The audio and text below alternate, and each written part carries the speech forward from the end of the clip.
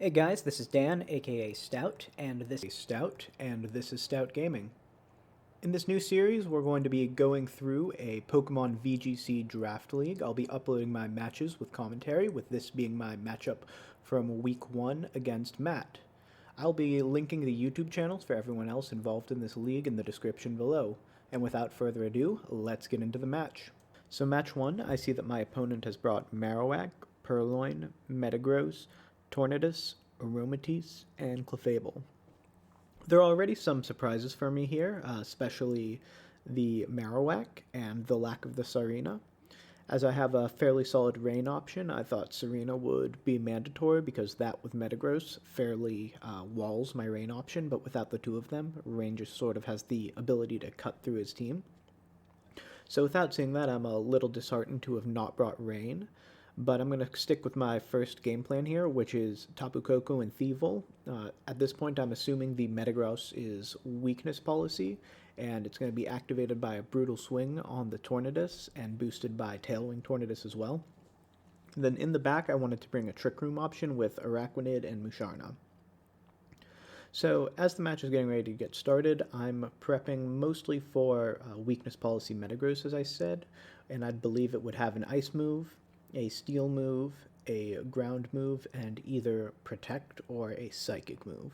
So we'll see how accurately my predictions were as the match gets started. So immediately I'm surprised by the Purloin Metagross start, but I still think that Thievul Tapu Koko is going to go very well. This Thievul, once it has Unburden activated, has been EV'd to outspeed even max speed Metagross under Tailwind by 1 point. I thought that was going to be important moving forward. So my first thought here with the Tapu Koko and the Thievul is what's the threat and what is the Purloin going to do in this situation? I know Purloin can't really touch Thievul because Thievul's a Dark type and Prankster can't affect other Dark types. So I'm just going to Thunderbolt into it. I'm fairly confident that's going to switch out to Marowak at this point. But if it doesn't, it's just a lot of free damage. And Foul Play into the Metagross. I don't see a way for it to get boosted this turn, but Foul Play is still going to do a fair chunk of damage, even if it does trigger the weakness policy. So I was right, it switches into Marowak, which sort of nullifies my first attack out of Tapu Koko here, and then Metagross maxes. Now, I didn't expect it to max right away here, which is why I was pretty comfortable going with the Foul Play with the Thievul.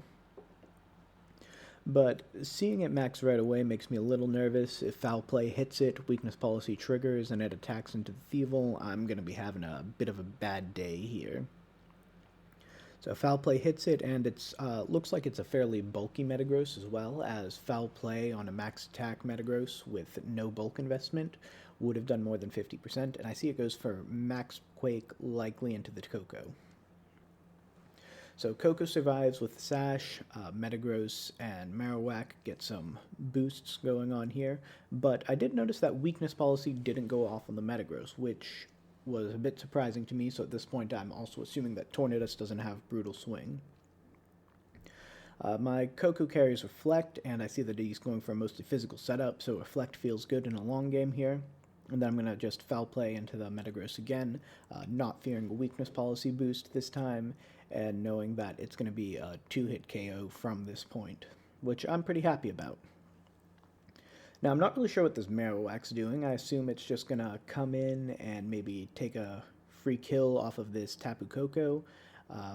But instead, what it ends up doing after my Tapu Koko reflects here is a little bit shocking to me. The Metagross uses Steel Spike, boosts defenses. It's still going to die to one more Foul Play. I'm pretty happy about that. And then the Marowak is going to go for Sword Stance right here, which is not something that I expected at all. Now, this boosted up Marowak is a threat. Fortunately, Foul Play is still going to hit it pretty hard. At this point, I'm debating what to do with the Tapu Koko. Dazzling Gleam I don't think will kill the Metagross from this range, but it'll do a number on the Marowak in case it has a Focus Sash. And then I'm going to Foul Play into it, but The one thing I'm nervous about is that it might carry Protect, and then Metagross is just going to get off one more free attack. But based on what I have in the back, I think that that's an okay problem to have. So looking into this next turn, Marowak uses Detect, which is unfortunate, but not entirely unexpected. The Foul Play does nothing into it. I feel like I had to go for that just in case it didn't detect. And the D-Gleam is going to do absolutely nothing to Metagross. So Metagross is going to pick up some free damage here into the Thievul, but because of Reflect and the Electric Seed boost, Thievul's going to survive that. They're both going to be at +2 defense at this point. And I'm not feeling great about this position, but with Trick Room in the back, it could definitely be a lot worse. So I'm just trying to figure out what is the best way to handle this Marowak while making sure we get the KO onto the Metagross as well. Dazzling Gleam is my only option with Koko because obviously the Marowak's ability to mitigate all electric attacks. And then I'm just trying to decide which target to Foul Play into at this point. Who do I think is the bigger threat for what my team is designed to do moving forward? And at this point, I think I want to get some damage off onto the Marowak, which turns out to be the right choice as the Metagross switches out. So the Foul Play goes off into Marowak, does a decent chunk of damage. It's +2 attack and +2 defense. And Dazzling Gleam does much less than I expected there. This Rock Slide's gonna take a double KO, and I'm in a bit of a rough spot at this point. So I have to send out my Trick Room option. I know that +2 Marowak has Rock Slide, and looking at this Tornadus, I'm thinking since it doesn't have Brutal Swing, it's gonna have Tailwind, a Flying Attack, and then I'm assuming Taunt and Icy Wind as the last two options here. My Musharna is carrying a Mental Herb, so I'm thinking he's going to attempt to taunt into the Musharna, so a Wide Guard to block flinch chances from the Marowak is likely my best play. However, if, for example, he Hurricanes into the Araquanid, that punishes this play, which is why I'm close to Dynamaxing as well. But I assumed he would be going for a taunt into the Musharna game 1 because I haven't revealed the Mental Herb yet. And then I'm just going to set up Trick Room and hopefully allow the power of my Araquanid to carry the rest of this game. Wide Guard goes out. I'm looking to see a Hurricane, which terrifies me, but it goes into the Musharna instead of into the Araquanid, which I think was a mistake. Musharna doesn't get confused. I'm able to get off Trick Room because Wide Guard prevents the Rock Slide from going off. And at this point, I'm feeling pretty comfortable with where I am. So I'm going to go with the main play for this Trick Room mode, which is Dynamax Araquanid. Just start hitting stuff really hard with it. And then I'm going to trigger a weakness policy on it with a Self Rock Tomb, which will also lower its speed to make sure that it's the slowest thing on the field, no matter what he ended up bringing. It's going to outspeed Min-Speed Marowak. The speed actually doesn't matter in this game because the Aromatisse didn't come. So at this point, I am feeling pretty comfortable with what's going on in the battle. I'm fairly certain that I'm going to take this one home, although there are some opportunities for RNG hacks that will be coming up earlier. So the Marowak's going to detect. It's not going to matter because a +2 liquidation would kill it through detect as well as kill this Tornadus. So the Araquanid's going to move first under Trick Room. This +2 Max Geyser Liquidation is going to take out the Marowak through Protect, and that gets rid of the biggest threat, in my mind, to this Araquanid on my team. Now, I'm expecting to eat one Hurricane here, because in the rain, Hurricane can't miss. I'm hoping to dodge the confusion, and that does a chunk to me. Now, I'm pretty sure that I'm going to survive the next hit after it. I can take one more Hurricane, but I really don't want to.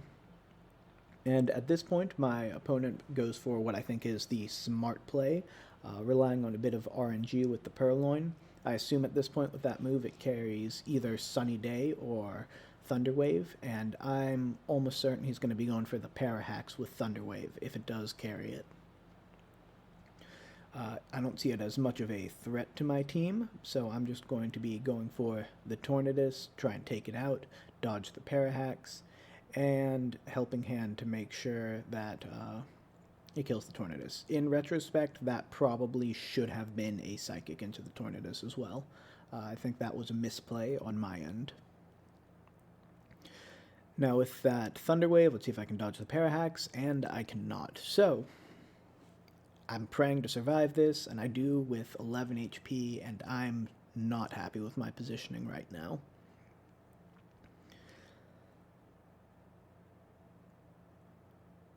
At this point, I'm really struggling with what to do. I almost Helping Hand again, and really don't think that would be super useful.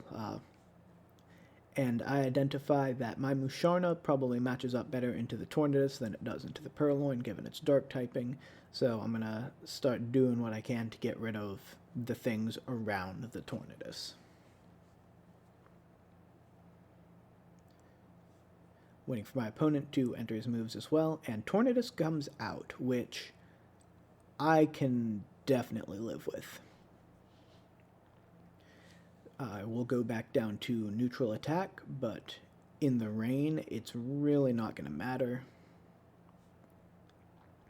as this is still going to take the Purloin all the way down to Sash, if I recall correctly. Yes, Sash. So with the Purloin down to Sash, Musharna's Psychic into the Metagross isn't going to kill it, which is unfortunate, but the Tornadus is no longer on the field, and that's something that I can deal with. I know that I have to take out this Metagross. That's pretty clear at this point. I think Liquidation in the rain is going to do more. I don't know if that Purloin is carrying Sunny Day. In retrospect, I probably should have expected it, but Liquidation in the rain, even in the sun, is going to take out the Metagross at that point. And I'm going to Rock Tomb the Purloin, which I was not expecting to use offensively, but trying to pick up a double KO. If I can dodge a Parahack and both of these go through, I'm feeling okay about my position. It's not great. I'm going to pick up the KO on the Metagross there. And then I'm going to Rock Tomb into the Purloin. So I'm able to pick up 2 KOs. I've got a very low HP paralyzed Araquanid outside of Trick Room against a Tornadus, and I also have my Musharna as well. So I think cumulatively with what I have, I need to connect with 2 attacks to take it down. I'm pretty sure Liquidation does more than Crunch in this situation, even in the sun, although this could just be an entire misplay, and I might just be bad at the game. But the Musharna is bulky enough that I believe it survives a Hurricane outside of a crit. And if it does survive Hurricane outside of a crit, then, assuming I dodge Paralysis, I should be able to pull out this game, especially because he goes for Sludge Bomb into the Araquanid to kill it. He doesn't play for the Parahax, and Musharna, I believe, will just clutch it out at this point with double Psychic taking out Tornadus and surviving any attack that comes in. Now the Musharna is more physically bulky than specially bulky in terms of investment, so that might not be a guarantee on my end, but it is what I was going for. Here comes the Hurricane, it connects. If I can dodge Confusion and survive, which I do both, I'm going to pick up game number 1, which I thought was a very good game, nice and close to my opponent. I obviously had a couple misplays in there, and now I know to expect the tech going into the game with the Marowak. So I'll see you guys around for game 2. Moving into game 2, there were a couple things that surprised me in game 1, specifically that the Tornadus both carried and revealed Sludge Bomb, which I guess was to hit the Tapu Koko, but I assume it's much more of an offensive Tornadus than a support-oriented Tornadus, although it should still be carrying Tailwind, along with Hurricane and Sludge Bomb at this point are what I've confirmed for it, which leads me to believe that it either doesn't carry Icy Wind or that it doesn't carry Taunt. I decided to go with my fast mode here because I'd revealed the slow mode tech already, and I'm not sure exactly how well that matches into the Tornadus and the Clefable, which is what I expect my opponent to bring at this point in time.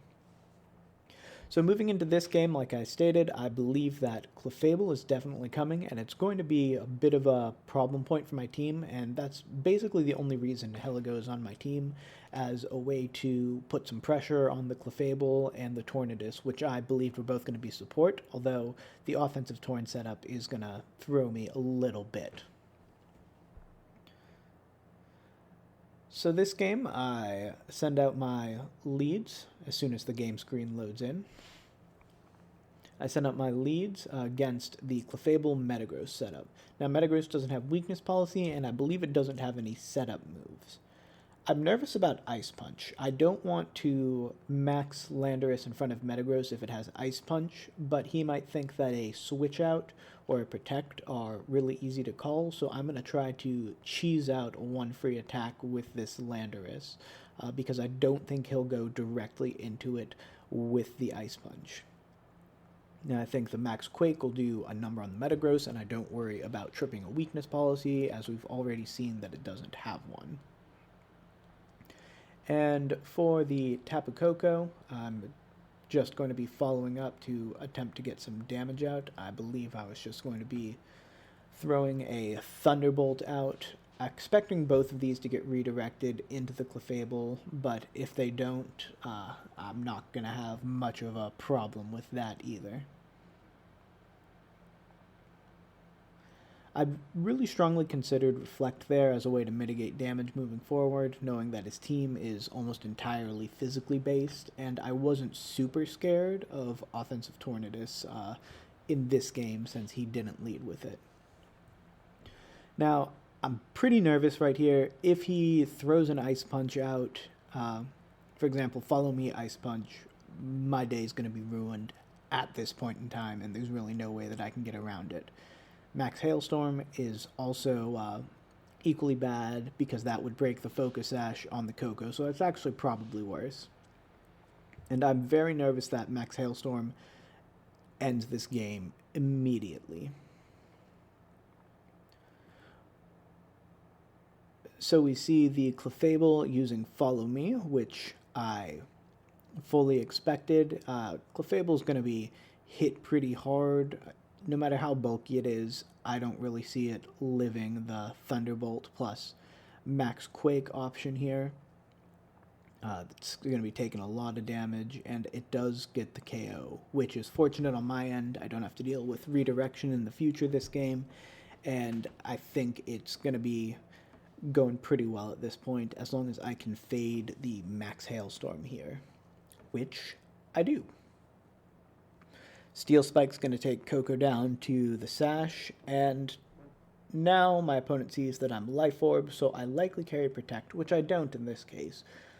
But I might be able to fade a Max Hailstorm again, although if I get it 2 turns in a row, then I'm starting to assume that my opponent might not have it. So I'm going to try to fade a second Max Hailstorm here because there's no use switching out my Dynamax after only a single turn. I don't really see how that would be effective on my end, seeing what his setup is.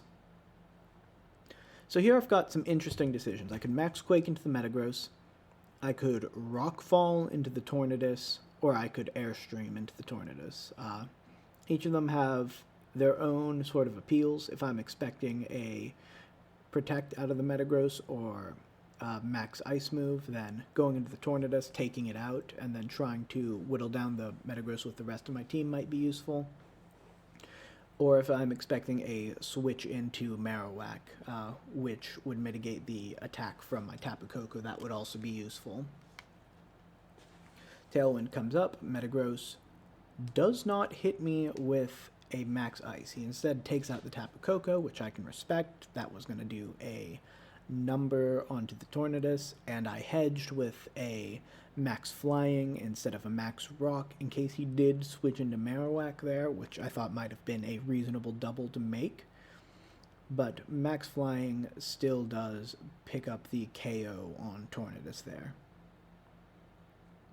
So at this point, I'm not feeling bad about where I am. I've got Landorus standing in front of a +2 defense Metagross. Nihilego actually on a 0 invested Metagross, Nihilego does pick up a 2-hit KO, which is not something I want to count on, but I want to try to whittle it down with Thievul first, and I'm not really viewing this Marowak as a threat at this point in time. So I just want to, at this point, consider max airstreaming into the Marowak or max quaking into the Metagross as my obvious two options here, and which one do I view as more of a threat. The foul play here also will have to go into either Metagross or Marowak, and I believe I'm going to end up doubling into Metagross here, which is, again, a big risk. I'm not really as scared of Max Hailstorm this turn, because if it takes out the Landorus, it takes out the Landorus, and the Thievul's going to be the fastest thing on the field even when he's under Tailwind. Him getting up to +3 defense is a bit of an issue, and I was very shocked that Thievul went down there. And seeing that it was a critical hit, I mean, the RNG, obviously that happens sometimes, it's a bit unfortunate, but Thievul going down is a big hit to my plans of whittling down that Metagross from +3 defense and finishing it off with Nihilego, because now Nihilego comes out a turn early and is vulnerable to both the Marowak and the Metagross. The crit obviously mattered because the Marowak went for the Boomerang on it as well, but now Nihilego seems to be mispositioned against this Metagross setup, because I'm going to have to be dealing with, I know it's got a ground-type move, and then a ground-type move out of the Marowak, and it's not a Focus Sash Nihilego, and it's probably the slowest thing on the field outside of Landorus with the Tailwind setup. So I'm going to try to bait an attack into the Nihilego here by protecting it, hopeful to pick up some damage, maybe a KO with this Landorus. Once again, Ice Punch sort of wrecks my day, but Iron Head coming into Landorus, I'm pretty happy until Landorus flinches. Because with the flinch, I don't get a chance to get off an Earthquake, which I think had the opportunity to either KO or come close to KOing that Metagross, and then Nihilego would have had a fighting chance, but at this point, I've really got nothing. I might be able to pick up the KO on the Metagross with a Meteor Beam, but again, I expect to be the slowest thing on the field because he is still under Tailwind. I consider resigning here because if something misses, I reveal my tech and then he kills me. I'm going to feel like I came out disadvantaged. But I thought I still had a bit of a fighting chance to get some information at least, so Meteor Beam onto Metagross might pick up a KO if I survive. He detects with the Marowak, so this could be a very good play for me until Stomping Tantrum sort of ends my game. Lots of respect to my opponent for this game. He definitely outplayed me in that end game, and double ground attacks really put Nihilego in a weak spot. So we're going to be moving on to a decisive Game 3 after this. So moving into Game 3, I've got a couple different options that I'm looking at in terms of setup. I could bring Trick Room again. In fact, I very, very, very strongly consider leading Trick Room, or some combination of Musharna to set up Trick Room and something more support-oriented. Because again, I think that Tornadus is likely carrying Taunt as its fourth move, even in an offensive set, because he needs a way to counter my Trick Room, and I don't see a great way for him to do it. I could also lead again with Coco Thievul, which is a bit weak to the Clefable setup. I could lead Nihilego, expecting a Clefable lead, and then Landorus, because Clefable Metagross would be a strong lead from my opponent. I could also potentially see Clefable Tornadus to get up a free Tailwind and then switch out, or since it's a more offensive Torn, Clefable and then start seeing some max Airstreams. And I think this lead covers that option pretty well as well. But not being able to bring Trick Room in Game 3 kind of does give me some pause, because his fast mode is going to be faster than mine because of the Tornadus and the ability to set Tailwind in the match. So I'm a bit nervous heading into this game, because he could obviously outspeed me if I'm going with my fast mode, and I don't have the slow mode option in the back. And I do see that Tornadus Clefable, and I'm thinking he's just going to either get up a free Tailwind or immediately max and start Airstreaming. So looking at this Clefable, I know a Sludge Bomb would do a number to it, but I also know that getting Nihilego to +1 with a Meteor Beam is going to be useful moving forward in the match, and a Meteor Beam into the Tornadus would also do a substantial amount of damage. So I'm thinking that even if Clefable redirects, that Meteor Beam plus Airstream has the opportunity to take out Clefable, and if it doesn't redirect, then he's going to have a bad day, even if he does get up the free Tailwind, because a max Airstream would allow Nihilego to have enough speed, from what I've seen, to compete with his team speed-wise, with what he probably has in the back. So I'm pretty comfortable in this position at this point in time, maxing the Landorus, going for the Airstream, and going for the Meteor Beam. Even if it doesn't maximize damage onto the Clefable, it should still do a number to it. And I expect actually a physically defensive Clefable instead of a specially defensive Clefable as well. Now, Nasty Plot. That threw me for a loop as a fourth move. I see that this is just a purely offensive Sludge Bomb Hurricane Torn that has Tailwind, but it's meant to be the offensive threat, and it scares me at this point, seeing that go up. The Power Herb play +1 Nihilego using a 140 base power rock type attack into Clefable, and it is pretty specially defensive, is what I'm getting from that play, unless I got a very low roll, especially because the max Airstream, once again, does enough to take it out. So this position's interesting, because now I'm the fastest thing on the field after that max Airstream. The Tornadus is not going to be outspeeding me, and a Power Gem into it, even if it maxes, unless it's a very bulky variant as well, should be enough to take it out from +1. But if it is bulky, then it would have the ability to attack back with a +2 max Airstream, which is going to deal a lot of damage, and this Marowak has the ability to just absolutely annihilate the Nihilego right now.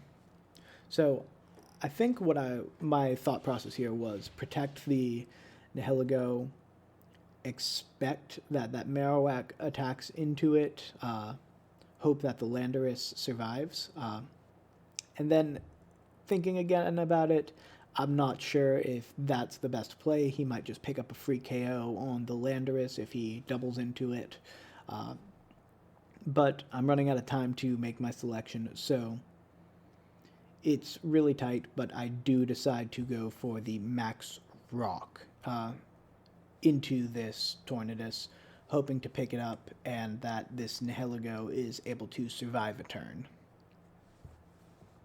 Tornadus maxes, which I expect. It's got a lot of power, and it's going to be attacking with the flying move because the poison move is not great into a lot of my team currently. But then it max guards, which I did not expect. So my protect, his max guard, we're going to be just trading into protects, and nothing's going to happen this turn. We're both just going to be losing a turn of max. Which with this setup, I'm actually okay with. He might go for a double, but again, I think this Power Gem into Tornadus, because I'm still faster than it, is a substantial amount of damage that's going to come out. It's still a tricky situation to navigate, because the Marowak can just kill the Nihilego, but the Landorus and the Nihilego have one turn of being the fastest thing on the field, and if I Max Quake to boost my special defense, I will likely survive with either of them against a Max Flying move. Or a Max Airstream would allow me to still outspeed if it goes for its own Max Airstream. So that's a pretty tough choice. Now, that's a bulky Tornadus. That picks up a KO against Tornaduses without a lot of bulk, so again, I'm scared because now with the Max Airstream, he becomes the fastest thing, but I'm able to eliminate the Marowak and add some special defense. So I'm a bit scared of this Max Airstream to see how much damage it does, but Landorus is bulky with +1 special defense. We take those, and Tornadus is once again going to be the fastest thing on the field, but the second fastest and third fastest thing on the field are going to end up being my team here. So he can pick up 1 KO, and then I'll be able to KO in return, depending on what he goes for. So I have some consideration here for protecting the Nihilego, but I'd expect that he'd try to KO the Landorus, and then if Metagross KOs the Nihilego with Stomping Tantrum after I take out the Tornadus, the Tapu in the back, I think, along with the Thievul, matches up well enough into non-Dynamax Metagross that I should be able to pick up the game, but again, that could be pretty close.